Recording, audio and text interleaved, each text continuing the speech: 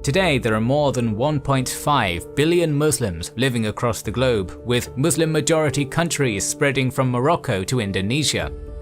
But just like virtually all other religions, Islam is not united and has branches interpreting the Quran and matters related to political events in the history of Islam in a different way. The two main denominations of Islam are Sunnism and Shiism, with Sunnis making up 85 to 90% of the Muslim population. But how did the split in the Muslim world happen? In today's video we're going to talk about the schism in Islam, the emergence of Sunni and Shia Islam, and the effects it had on the Caliphate and beyond. Being on the internet is like walking a tightrope. We want as much content and as many services available to us as possible, but we need to keep our data and identity private. The sponsor of this video, NordVPN, is perfect for both sides of this equation. It's easy to use, and with one click you can connect to more than 5,400 servers in 59 countries on Windows, Android, iOS, macOS, Linux and more. NordVPN is also the fastest VPN provider out there. If you're looking for movies and TV shows not available in your country, just click on the map and access all content you might ever want. Are you a gamer and the game you're eager to play is not available in your country or is geo-restricted? You're just one click away. Also helpful if discounts you're interested in are geo-locked. NordVPN encrypts all your traffic, so your internet service provider can't slow down your streaming speed. So support us, gain access to all content, and protect your data by going to nordvpn.com/kingsandgenerals and using our coupon code KingsandGenerals. You'll get a 2-year plan plus 1 additional month with a huge discount.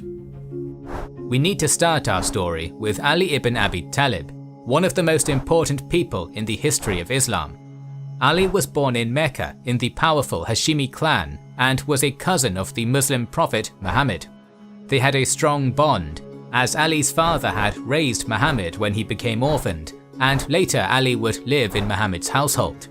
When in 610 AD Muhammad proclaimed his prophethood, Ali was one of the first people to accept Islam and recognize Muhammad as the prophet. But Muhammad's proselytizing was not initially popular among the polytheistic Meccans, and he and the early Muslims had been oppressed. The rumors of a plot against Muhammad were spreading, forcing him to leave Mecca for Medina with the majority of his followers in 622, which was called Hijra, the migration, an event so momentous that the new Islamic calendar starts with that day. Initially, Ali stayed behind to return people the possessions they had entrusted upon the Prophet for safekeeping, but very soon he joined other Muslims in Medina, and in 623 married Muhammad's daughter Fatima Zahra, becoming one of the most trusted companions of Muhammad. Known in the Muslim community for wisdom and fairness, he earned the nickname Asad Allah, the Lion of God, for his military exploits and courage on the battlefield. By 631, the Islamic community, the Ummah, had been able to assert control over Mecca and large swaths of the Arabian Peninsula and was already a formidable force. But who was going to succeed aging Muhammad? And this is the root of the split in Islam. As one would expect, Sunni and Shia sources offer different interpretations. On the way back from his last pilgrimage, Muhammad gave a sermon at the Ghadir Qum oasis, took Ali by his hand, and proclaimed that anyone who has me as his Mawla has Ali as his Mawla. Shia theology believes that in Ghadir Qum, the Prophet designated Ali as his successor by calling him Mawla, a polysemous Arabic word with several meanings, one of which is leader or master. Sunnis believe that the Ghadir Qum episode was merely a proclamation of affinity of the Prophet to his loyal companion and son-in-law, and interpret the word Mawla using its second definition, a friend. Another important episode in the succession dispute between the Sunni and Shia theologies is connected to the so-called pen and paper episode. This is considered a genuine hadith, as both Sunni and Shia theologians accept it, but interpret it differently. In Islam, a hadith is a story on the life of Muhammad with religious and legal messages for the Muslim community, and according to this one, a few days before his death, Muhammad asked his companions to bring him pen and paper so that he could write a statement in order to prevent the Ummah from going astray after his death. But one of Muhammad's closest companions, Umar, said, "The Prophet is seriously ill, and we have got Allah's book with us, and that is sufficient for us." This led to a loud dispute in the room in the presence of Muhammad, who got unhappy and called everyone to leave. It is still unclear what the Prophet wanted to write. Shias claim that he intended to designate Ali as his successor, but there's no way to determine this. According to Sunnis, the Prophet did not explicitly designate a successor and left it for the Islamic community to decide. There are other events which Sunnis and Shia base their claims on regarding the succession, but in short, following Muhammad's death in 632, the Ummah did not have a consensus on a new leader. While Ali took charge of the arrangements of the funeral, a meeting to decide the successor took place in Medina. Ali and two other prominent companions of the Prophet, Abu Bakr and Umar, were not present, and deliberations took place without them. In fact, the majority of those present were the Muslims residing in Medina, who welcomed Muhammad or were converted later, while very few of those who went on a hijrah from Mecca to Medina with Muhammad were there. Abu Bakr and Umar rushed to the meeting and took charge of the process in Ali's absence. The former was one of the first converts to Islam, Muhammad's father-in-law through his daughter Aisha. Deeply respected by modern Sunnis, he was very rich and contributed a lot to the cause of Islam and was arguably one of the main contenders for leadership. Umar was also a close companion of Muhammad, also his father-in-law through his daughter Hafsa, known for his zealous protection of the Prophet. He is known as a just, intelligent and wise person in the Sunni tradition. After a heated debate, Umar was able to persuade those present to choose Abu Bakr as the successor, the Caliph, a ruler of the Muslim Ummah. Ali was later presented with the fact of succession, and along with a number of other companions, initially refused to accept the decision as it was taken without him, while he was one of the strongest candidates. Umar embarked on the process of persuading or forcing the companions to offer fealty to Abu Bakr. He personally came to Ali's house to persuade him. The events which followed have been the subject of much dispute, as the Sunnis believe that Umar was able to peacefully persuade Ali to recognize Abu Bakr's caliphate. According to Shia sources, Umar forced Ali to concede by breaking into the house and slamming the door, which broke Ali's wife Fatima Zahra's ribs, eventually leading to the miscarriage of their child. Ali himself was tied with a rope to force his allegiance. It is impossible to verify what really happened, but eventually Ali accepted Abu Bakr and his successor Umar as caliphs and retired from public life. He was often consulted in matters of state. Ali accepted the selection of Umar as caliph and even gave one of his daughters, Kulthum, to him in marriage. After the death of Umar in 644, Ali was considered for the position, but eventually another companion of Muhammad, Uthman of the Banu Umayyah clan, became the new caliph. Again, Ali recognized the new caliph, but very soon discontent in the caliphate grew. Again, the sources do not agree on the reasons, but many claimed that Uthman's nepotism and leniency towards tribal rivalries were the cause of the opposition against him. Rebels offered to support Ali as an alternative to Uthman, but Ali refused and even sent his sons, Hassan and Hussein, to protect Uthman's house, where eventually, despite all the protection, Uthman was assassinated by rebels from Egypt in 656. Finally, Ali's turn to become a caliph came, and he became the fourth and last of the Rashidun caliphs. But his election was not smooth, and he became a caliph amidst very tumultuous times.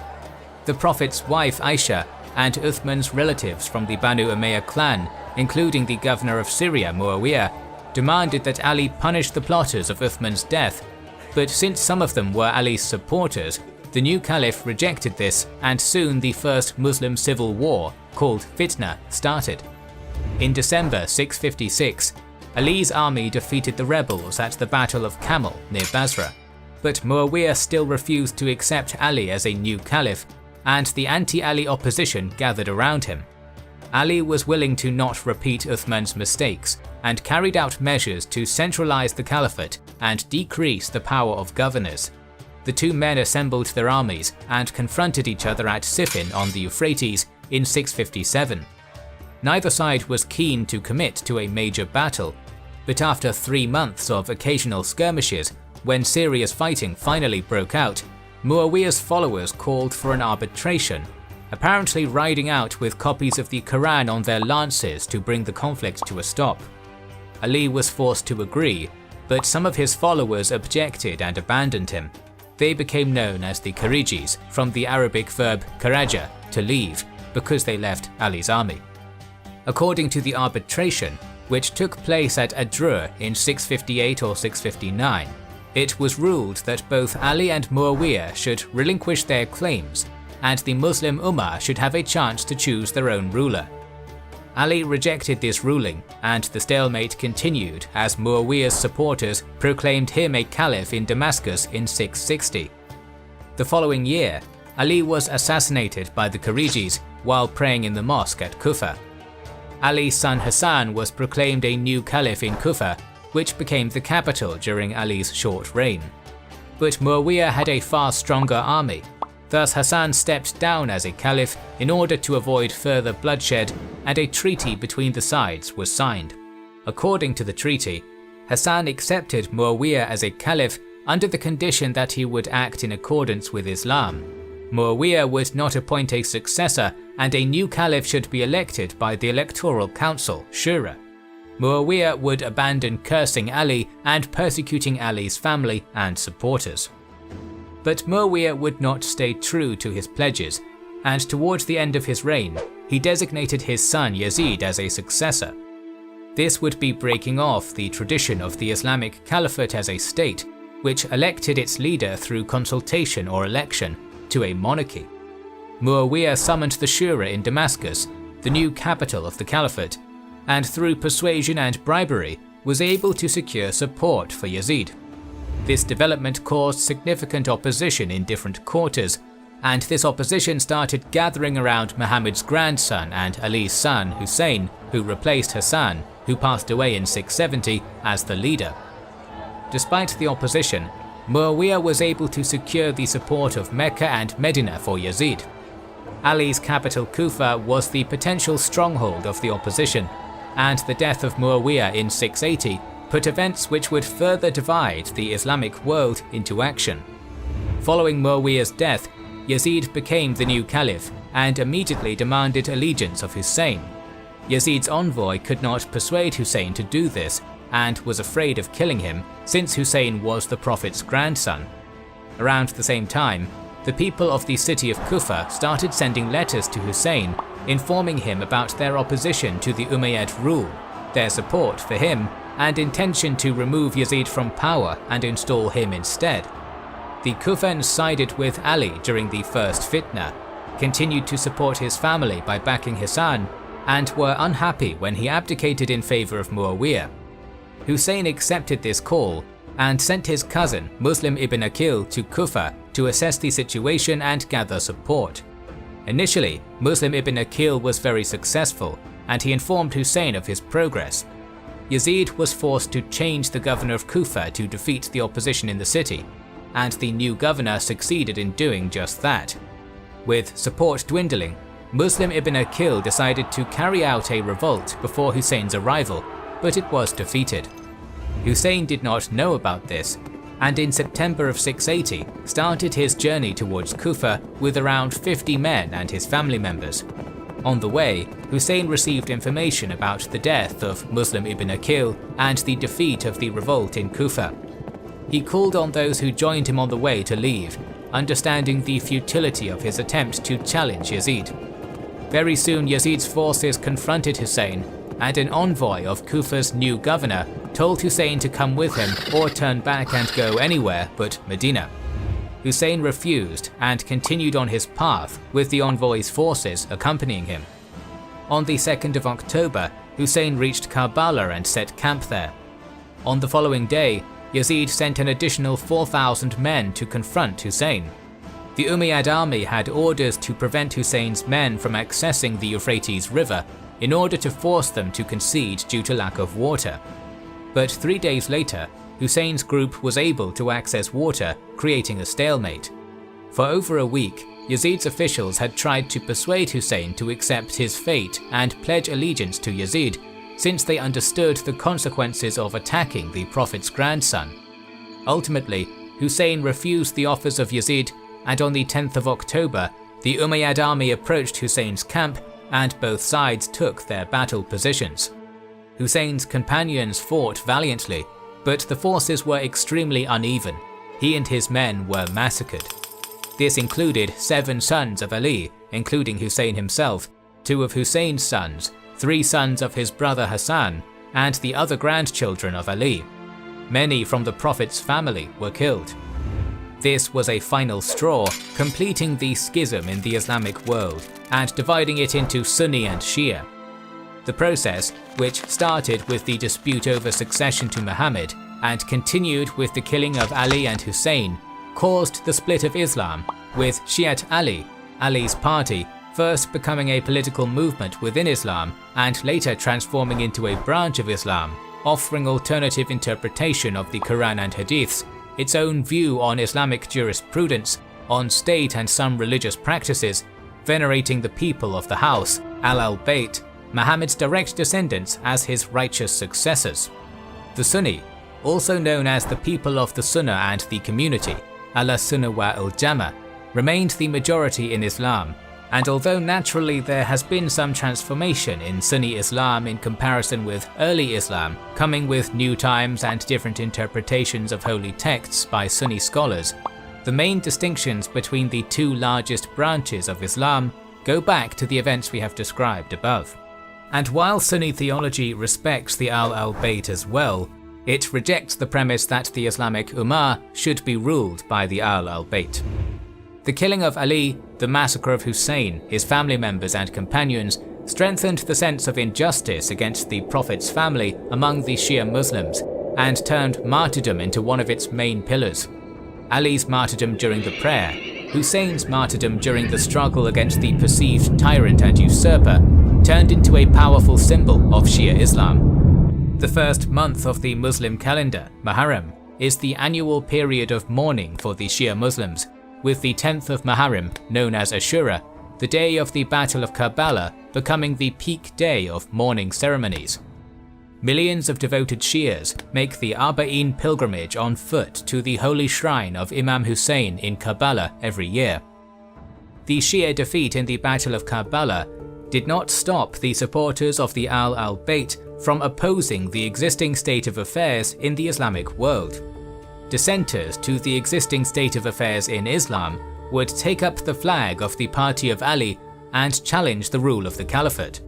Numerous powerful states and dynasties, such as the Fatimids, Buyids, Nizaris, Safavids, and others, emerged throughout the Islamic world, armed with the powerful idea of Shia Islam. In our episode on the Hashashins, link to which is in the description and pinned comment, you can learn about some of the events that followed the Muslim Schism. And we're planning more episodes on the topic, so make sure you are subscribed and have pressed the bell button to see the next video in the series. Please consider liking, commenting and sharing, it helps immensely. Our videos would be impossible without our kind patrons and YouTube channel members, whose ranks you can join via the links in the description, to know our schedule, get early access to our videos, access our Discord and much more.